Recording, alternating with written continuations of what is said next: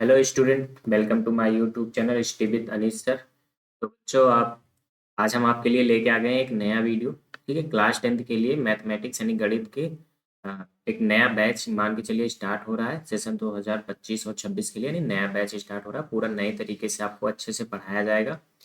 ये हमारा lecture number 0 है। ठीक है, लेक्चर नंबर 0 आपको सिंपल सा यहाँ पे ये बताना एक मिनट पेन ले लें। ठीक है, ये आपका लेक्चर नंबर 0 है जिसमें हम क्या करने वाले हैं, आज सिलेबस को अंडरस्टैंड करने वाले हैं, सिलेबस को समझेंगे। और यहाँ पे एग्जाम पैटर्न कैसा बनता है आपका, एग्जाम में प्रश्न कहाँ से ज़्यादा पूछे जाते हैं और कौन कौन सी यूनिट्स वगैरह हैं जहाँ से एमसीक्यू वगैरह और कैसे चीज़ें बनती हैं, ये सारी चीज़ें आज एनालिसिस करने वाले हैं। सिंपल सा यानी आपका ये इंट्रोडक्शन क्लास होने वाला है। इंट्रोडक्शन हम इसमें समझने वाले हैं, उसके बाद में हम क्या करेंगे, आगे से अपना चैप्टर स्टार्ट करेंगे। चैप्टर के अंतर्गत हम क्या करेंगे, थ्योरी को पूरी कंप्लीट करेंगे, साथ में एग्जाम्पल्स को भी इसमें सॉल्व करते हुए चलेंगे, सीखते हुए। उसके बाद में हम एनसीईआरटी की प्रश्नावली को भी पूरा सॉल्व करने वाले हैं। ठीक है, तो आपको क्या करना है, आप क्या करिएगा, हमारे चैनल को सब्सक्राइब कर लीजिएगा, वीडियो को लाइक कर दीजिएगा और अपने यार दोस्तों तक का क्या कर दीजिएगा, इसको शेयर भी कर दीजिएगा। और सबसे इम्पोर्टेंट चीज़, आपको वीडियो जैसा भी लगता है आप कमेंट बॉक्स में लिख करके बताइएगा सारी चीज़ें। ठीक है, तो ज़्यादातर देर न करते हुए हम क्या करते हैं, चलिए स्टार्ट करते हैं आज का इंट्रोडक्शन क्लास। हम अपने सिलेबस को समझते हैं कि हमारा सिलेबस कैसा है, कैसे कैसे चीज़ें चलती हैं और प्रश्न कहाँ से ज़्यादा पूछे जाते हैं, अंक कैसे बैठे हैं। ठीक है, तो चलिए यहाँ से दिख रहा होगा आपको। ठीक है, लेक्चर नंबर 1 में यहाँ पे क्लास 10 का हमें पाठ्यक्रम समझना है और अंग विभाजन समझना है। तो यूनिट नंबर 1 आपके लिए है। यूनिट नंबर 1 में क्या है, संख्या पद्धति। ठीक है, जिसे हम नंबर सिस्टम बोलते हैं। इसके अंदर सिर्फ एक ही एक ही चैप्टर आता है, वास्तविक संख्या यानी कि रियल नंबर। ठीक है, रियल नंबर के अंतर्गत हमें दो चीज़ें यहाँ पे प्रमेय पढ़नी होती हैं। प्रमेय नंबर 1 आपके लिए है जो अंक गणित का आधारभूत प्रमेय है। ठीक है, क्या है, अंक गणित का आधारभूत प्रमेय। ठीक है, इसको हम पहले से पढ़ते हैं, यानी जब हम किसी भाज्य संख्या को अभाज्य संख्या के गुणनफलों के रूप में लिखते हैं, वही हमारा क्या कहलाता है, अंकगणित का आधारभूत प्रमेय। और इसका क्रम क्या होता है, बदलता नहीं है, मतलब एक ही जैसा होता है। और दूसरा प्रमेय हम पढ़ते हैं। ठीक है, दूसरा प्रमेय क्या होता है, अप्रमेय संख्याओं को सिद्ध करना। ठीक है, जैसे क्लास 9 में हमने संख्या पद्धति पढ़ रखा था, तो वहाँ पे संख्या पद्धति के अंतर्गत दो तरह की संख्याएं पढ़ी थी, प्रमेय और अप्रमेय संख्या। तो वहाँ पे हमने तो अप्रमेय और प्रमेय को सीख लिया था, पहचानना। ठीक है, लेकिन यहाँ पे हमें अप्रमेय संख्या को कैसे सिद्ध करना है, ये सारी चीजें भी जाननी पड़ेंगी। ठीक है, तो इस लेक्चर से 5 नंबर के क्वेश्चंस बनते हैं। 5 नंबर में से मान के चलिएगा कि 2 से 3 नंबर के आपके एमसीक्यू बनते हैं और 1 से 2 नंबर के आपके लिए क्वेश्चंस बन जाते हैं। ठीक है, और यूनिट नंबर 2 के अंतर्गत आता है आपका बीजगणित, अलजेब्रा। अलजेब्रा के अंतर्गत हमें 4 चैप्टर पढ़ने होते हैं। ठीक है, 4 चैप्टर होते हैं जिसमें से अच्छा खासा वेटेज बनता है, आपका 18 नंबर का पूरा वेटेज बनता है। मान के चलिए यहाँ से 5 से 6 नंबर के एमसीक्यू बनते हैं और साथ में बचे हुए आपके 10 से 12 नंबर के यहाँ पे लॉन्ग टाइप के क्वेश्चंस बन जाते हैं। ठीक है, जिसमें से आपका बहुपद है, ये बहुत छोटा सा चैप्टर है, इसमें ज़्यादा आपको डिटेल में पढ़ना नहीं होता है। सिर्फ हमें यहाँ पे बहुपद और उसके बारे में कुछ जानकारियाँ लेनी होती है। आपका ये चैप्टर बहुत इंपॉर्टेंट है, दो चर वाले रैखिक समीकरण युग्म, इसमें आपको डिटेल से पढ़ना होगा। ठीक है, इसमें प्रतिस्थापन विधि और विलोपन विधि भी सीखना होगा। ठीक है, तो इसको पूरे अच्छे से सीखेंगे हम। उसके बाद में आता है दो घात समीकरण, इसमें भी अच्छे खासे वेटेज बनते हैं। मान चलिएगा यहाँ से 6 नंबर का क्वेश्चन फिक्स होता है, एक या दो नंबर तो बनते ही बनते, एक दो सवाल है। उसी तरह से सेम समांतर श्रेणी है। ठीक है, एपी, इसमें से भी अच्छे खासे वेटेज बनते हैं, 4 से 5 नंबर का बन जाता है। मान के चलिएगा ये 3 चैप्टर थे आपके बहुत ज़्यादा इंपॉर्टेंट होने वाले हैं और इसको तो आपको बीजगणित को अच्छे से लगा के रखना होगा। डायरेक्टली आपके 18 नंबर के क्वेश्चन यहाँ से पुटअप किए जाते हैं। ठीक है, 5 से 6 नंबर के एमसीक्यू आराम से यहाँ से बन जाते हैं। चलिए नेक्स्ट देखते हैं आगे। यूनिट नंबर 3 आपकी निर्देशांक ज्यामिति, कोऑर्डिनेट ज्योमेट्री जिसको बोलते हैं। यहाँ से सिर्फ रेखा द्विविमीय हमें पढ़ना है। ठीक है, लाइन को ही पढ़ना है और इसमें दो ही कॉन्सेप्ट हैं। ठीक है, एकदम आसान से दो कॉन्सेप्ट हैं। हमें तो क्या करना होता है, पॉइंट आपको ए और ऐसे बी करके दिया जाएगा और इनके निर्देशांक दिए जाएंगे x1 y1। ठीक है, और ये x2 y2। बस क्या करना है, इनके बीच की हमें दूरी ज्ञात करना रहता है, यानी इनके बीच का डिस्टेंस फाइंड करना रहता है। और दूसरा इसमें दूसरा जो है उसको क्या कहते हैं, एक लाइन होगा, इनका निर्देशांक दिया रहेगा और बीच में कोई एक पॉइंट होगा जो इनको किसी न किसी रेशियो में बांटेगा, एम और एन रेशियो में, जिसका निर्देशांक बताना रहता है। यही दो कॉन्सेप्ट हमें सीखने हैं बेसिकली। मान के चलिएगा यहाँ से एमसीक्यू भी बन जाते हैं, 1 या 2 नंबर के, और 2 या 3 नंबर से 4 नंबर में एक क्वेश्चन आपका आ जाता है लॉन्ग टाइप में। ठीक है, तो ये याद रखिएगा, आपको निर्देशांक ज्यामिति पढ़ना है अच्छे से, क्योंकि इस चैप्टर क्या है, आसान है, छोटा है और एक ही चैप्टर है, तो आपके 5 नंबर तो यहाँ से ऐसे भी फिक्स हो जाने हैं। उसके बाद में आपका है यूनिट नंबर 4 ज्यामिति, जिसे हम क्या बोलते हैं, ज्योमेट्री बोलते हैं। ठीक है, ज्योमेट्री मतलब त्रिभुज। पहला तो इसमें चैप्टर आएगा त्रिभुज, ट्रायंगल। ठीक है, दूसरा है आपका वृत्त, वृत्त के स्पर्श रेखा और स्पर्श बिंदु। ट्रायंगल हमें पढ़ना है। ठीक है, ट्रायंगल के अंदर क्या चीजें होती हैं, इसको प्रूव कैसे, ट्रायंगल में प्रूव करना होता है। ठीक है, सर्वांग समता वगैरह वगैरह, इसको हमें प्रूव करना रहेगा। ठीक है, और वृत्त है, वृत्त के स्पर्श रेखाओं के और उन वृत्त के बीच में संबंध, स्पर्श बिंदु क्या होता है, ये सारी चीजें पढ़ने। तो इसमें मान के चलिएगा थ्योरम है, 3-4 थ्योरम है, सबको पढ़ करके सिर्फ हमें प्रश्नों को प्रूव करना सीखना रहेगा। ठीक है, जिसमें से आपके 10 अंक के पूछे जाते हैं। तो मान चलिएगा यहाँ से एमसीक्यू तो वैसे फिलहाल कम ही बनते हैं, लेकिन 2 से 3 एमसीक्यू या 4 एमसीक्यू बन ही जाते हैं, और बाकी आपके लिए लॉन्ग टाइप के क्वेश्चन यहाँ से अच्छे खासे आते हैं। ठीक है, तो ये भी आपको अच्छे से समझ के रखना होगा ज्योमेट्री। ठीक है, चलिए आगे देखते हैं। यूनिट नंबर आपकी 5 सबसे इम्पोर्टेंट यूनिट ये भी है आपके लिए। पूरे 12 अंक के क्वेश्चन पूछे जाएंगे मात्र 2 चैप्टर से। ठीक है, और पहला चैप्टर आपका त्रिकोणमिति का परिचय। ठीक है, ट्रिग्नोमेट्री, जिसमें हमें सिर्फ sine cos theta tan cot और इसके बारे में सारी डिटेल पढ़ना रहेगा।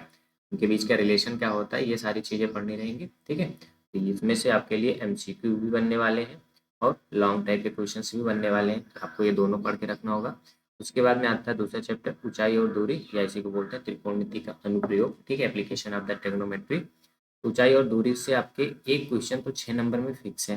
ठीक है, मान के चलिएगा एक क्वेश्चन 6 नंबर में फिक्स रहेगा। ये आपको अच्छे से पढ़ के रखना है। आप कुछ कोई मीनार कैसे ऊंचाई दे देंगे, वहां से कोई बिंदु की दूरी दे देंगे और उनके बीच का उन्नयन या अवनमन कोण दे देते हैं। ठीक है, तो आपको यहाँ पे कोई ना कोई दूरी याद करना रहेगा। तो आप अगर त्रिकोणमिति का परिचय अच्छे से पढ़े हैं तो ये वाली ऊंचाई और दूरी आप आराम से लगा लेंगे। तो त्रिकोणमिति आपको अकेले पढ़ना है, 2 चैप्टर है, दोनों आसान है, बहुत ज़्यादा हार्ड नहीं है, बेसिक से स्टार्ट होंगे। तो आप इसमें से 12 अंक आप कर लेंगे, कंप्लीट कर ले जाएंगे। उसके बाद में आता है आपका इकाई नंबर 6 मेंसुरेशन। आपको इसमें फार्मूले बहुत ज़्यादा काम के आने हैं और आपको फार्मूला पढ़ना होगा। इसके बाद फिगर, फिगर बहुत इंपॉर्टेंट होता है इसमें भी। ठीक है, वृत्तों से संबंधित क्षेत्र, वृत्तों से संबंधित क्षेत्र निकालने के लिए वृत्त के अंतर्गत क्या करते थे, या तो हम त्रिज्यखंड, ठीक है, जैसे सेक्टर बोलते हैं, त्रिज्यखंड का निकालना सीखेंगे या तो वृत्तखंड का। ठीक है, इन दो का क्षेत्रफल निकालना हमें यहाँ पे बताया जाएगा। ठीक है, तो इसको अच्छे से सीखेंगे, 2 कॉन्सेप्ट हैं और फार्मूले सेम रहेंगे। पृष्ठीय क्षेत्रफल और आयतन में यहाँ पे हमें 3D में पढ़ना होगा, 2D में सब में पढ़ना होगा, यानी जैसे शंकु। ठीक है, शंकु को हमें एनालिसिस करना होगा। उसके बाद में बेलन होता है, बेलन का क्षेत्रफल आयतन ये निकालना होगा। गोला हो गया, अर्धगोला हो गया। ठीक है, अर्धगोला हो गया, तो ये सारी चीज़ें पढ़ना होगा। इसके फार्मूले आपको याद रहने चाहिए। 2 से 3 क्वेश्चन यहाँ भी 2 नंबर या 4 नंबर में आपसे पूछे जाते हैं, मान चलिए 10 अंक, ये भी इंपॉर्टेंट है। तो मेंसुरेशन भी आपको अच्छे से पढ़ के रखना है। ठीक है, इसमें अच्छे खासे क्वेश्चन बनते हैं जो कि दिमाग घुमाने वाले होते हैं। आपको इसको जितना ज़्यादा प्रैक्टिस करेंगे उतना ही ज़्यादा आपके लिए बेहतर होने वाला है। ठीक है, बाकी तो हम बेसिक से पढ़ाएंगे। अगला आपका लास्ट यूनिट है सांख्यिकी और प्रायिकता, स्टैटिक्स और प्रोबेबिलिटी। दोनों चैप्टर इसमें अलग अलग है, सांख्यिकी अपने आप में अलग है, प्रायिकता अपने आप में एक अलग चीज रखती है। ठीक है, तो सांख्यिकी में मान के चलिएगा यहाँ से भी 4 से 5 नंबर के क्वेश्चन सांख्यिकी से अकेले बन जाते हैं, जिसमें आपको माध्य, ठीक है, माध्य निकालना रहता है, माध्य का ज्ञात करना रहता है और बहुलक ज्ञात करना रहता है। ठीक है, तो ये 3 चीजें, तीनों के लिए फार्मूले आपको याद रखने होंगे, माध्य, माध्यिका और बहुलक के लिए। ये आपको बहुत अच्छे से पता होनी चाहिए सारी चीजें कैसे निकालते हैं। अब सिंपल संख्याओं के भी आते हैं, वर्ग अंतराल वाले भी आते हैं, तो आप सारी चीजें पता होनी चाहिए। इसको अच्छे से पढ़ के रखिएगा, मान चलिएगा 1-2 क्वेश्चन तो फिक्स होते हैं यहाँ से भी।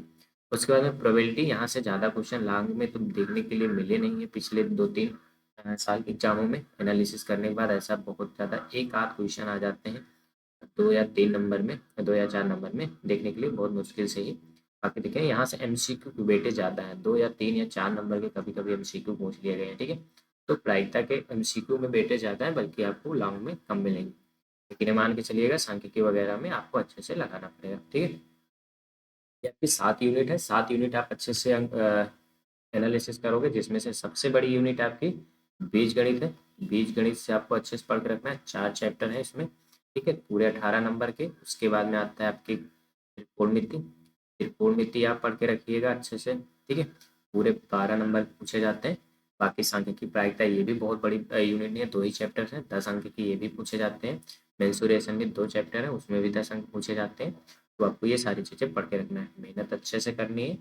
प्रैक्टिस करोगे जितने ज़्यादा क्वेश्चंस उतने ज़्यादा ही आपके लिए बेहतर होंगे। ठीक है, करें बात एग्जाम पैटर्न की, तो आपका जो पेपर आएगा वो 2 तरीके से आएगा, एक खंड आ आएगा और एक खंड बा करके। ठीक है, खंड आ में आपको 20 अंक बहुविकल्पीय प्रश्न दिए जाएंगे। ठीक है, जिसमें आपको क्या करना रहेगा, प्रश्न सॉल्व करना रहेगा। उसके बाद उसमें ऑप्शन नंबर ए, बी और सी और डी ऐसे करके रहेगा। जो आपको आंसर सही लगे उसको आप क्या करना रहेगा, पेंट करना रहेगा। जैसे यहाँ पे बी मान रहा है तो आपको पूरा कलर करना रहेगा। इसके लिए आपको एक अलग से OMR शीट मिलेगी। ठीक है, OMR शीट मिलेगी। ये मान चलिएगा कि आपको एग्जाम से पहले OMR शीट को फिलअप करना और इसको कलर करना, सारी चीज़ें सीख लेना है। कारण क्या है, अगर आप यहाँ से गलती करते हैं, क्योंकि OMR शीट क्या होती है, ये कंप्यूटर से चेक होती हैं। ठीक है, तो आपकी वहाँ पे कोई भी गलती कंप्यूटर एक्सेप्ट नहीं करेगा, आपकी OMR शीट को कैंसिल कर देगा। ठीक है, तो OMR शीट को अच्छे से एनालिसिस भर के जाना है, करके जाना है। उसके बाद में यहाँ से केवल एक ही गोला पेंट करना होता है, ढेर सारे गोले नहीं पेंट करने होते हैं। ये सारी चीज़ें आपको सीखना होगा। और यहाँ पे सबसे ज़्यादा नंबर कटने के चांस भी यहीं पे रहते हैं MCQ में। देखिए, अगर आप जैसे 50 अंक के को वस्तुनिष्ठ प्रश्न पूछे जाते हैं, सब्जेक्टिव क्वेश्चन, तो आप अगर कुछ भी लगाते हैं, फार्मूला वगैरह सही लगाते हैं, तो आपके 5 नंबर का क्वेश्चन है तो 3 नंबर 4 नंबर तो मिल ही जाते हैं। ठीक है, अगर आपने कॉन्सेप्ट वगैरह सही लगाया है तो। लेकिन MCQ के अंतर्गत 1 नंबर का क्वेश्चन पूछा जाता है, आपने गलत किया है तो पूरा गलत, कुछ भी नहीं मिलेगा, यानी पूरा पूरा 1 नंबर का नुकसान होने वाला है। तो आपको यहाँ से भी अच्छे से मेहनत करके रख जानी है। ये बिल्कुल नहीं हल्के में लेना है कि 20 अंक का बहुविकल्पीय प्रश्न है, एकदम आसानी से कर लेंगे, तो गलत हो जाएगा तो आपका यहाँ से तो वैसे ही काम खराब हो जाना है। ठीक है, अगर आप 100 में 100 लाना चाहते हैं, मान के चलिएगा कि 20 अंक के बहुविकल्पीय आपको अच्छे से करके रखना, 20 में से 20 आने चाहिए। यहाँ से आप 50 में ला लोगे, लेकिन यहाँ से आपको लाना बहुत मेहनत की बात है। ठीक है, बाकी आप क्वेश्चन जितना ज़्यादा प्रैक्टिस करोगे उतने ही आपके लिए बहुविकल्पीय प्रश्न आसान होते जाएंगे। तो आपको ये सारी चीज़ें सीख के रखनी है। ये हमारा एग्जाम पैटर्न होता है, ये सारी चीज़ें होती हैं। अब यहाँ से आपको क्या करना है, ठीक है, ये हमारा जो बैच स्टार्ट हो रहा है 2025 और 2026 के लिए। ठीक है, अच्छे से इसमें आप यूपी बोर्ड बोर्ड वाले आराम से इसमें पढ़ सकते हैं, पूरा NCERT पैटर्न पे भी पढ़ाएंगे। ठीक है, रही बात कुछ जगहों पे राजीव प्रकाशन की बुक्स लगी हैं, तो राजीव प्रकाशन का पूरा सोल्यूशन मिलने वाला है। ठीक है, हमारे यूट्यूब चैनल पे इसका पूरा सोल्यूशन मिलेगा आपको। तो क्या करना है, पहले तो आपको चैनल को सब्सक्राइब करना है। ठीक है, उसके बाद में वीडियो को क्या करिएगा, अपने दोस्तों के पास शेयर कर दीजिएगा। ठीक है, वीडियो को दोस्तों के पास शेयर कर दीजिएगा, और जैसा भी वीडियो लगाओ आप कमेंट बॉक्स में बताइएगा। बाकी आज के लिए इतना ही। नेक्स्ट क्लास में आपका पहला चैप्टर स्टार्ट होगा, वास्तविक संख्या। वास्तविक संख्या को पढ़ने वाले हैं। ठीक है, तो ये रहा हमारा यूट्यूब चैनल का नाम, स्टडी विद अनीश सर।